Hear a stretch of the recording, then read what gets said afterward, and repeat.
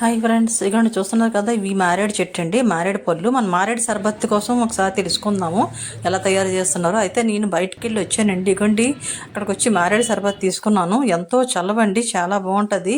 మీరు కూడా బయటకు వెళ్తే తీసుకోండి. ఎక్సలెంట్గా ఇది ఎలా తయారు చేశారో కొంచెం ఆయన అడిగి తెలుసుకుందాము. మనం కూడా చూద్దాము. మీ ఫ్యామిలీతో సరదాగా బయటకు వెళ్ళామండి.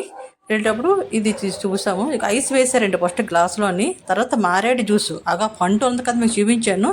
దానిని పండిన తర్వాత గుజురుతోని కలిపి తయారు చేస్తారండి. తర్వాత సగ్గు వేసాడు, స్వీట్ వేసారు. తర్వాత చెప్పారండి అది ఏంటో అంటారు, అది చలవ అంట, అది కూడా వేసారండి. తర్వాత నిమ్మకాయలు పిండారు చక్కగా. తర్వాత సోడా వేసి చక్కగా కలిపేసి ఇచ్చారండి. సూపర్గా ఉందండి.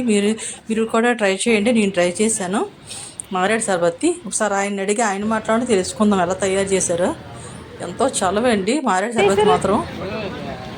ఫస్ట్ తర్వాత మారేడు వేసాను, తర్వాత స్వీట్ వేసాను, తర్వాత నిమ్మకాయ వేసి సోడా వేసాను. సోడా వేసి మారేడు ఇదేంటి ఇది బాదం చిగురు అండి. అంటే ఇది కూలింగ్, బాడీకి కూలింగ్.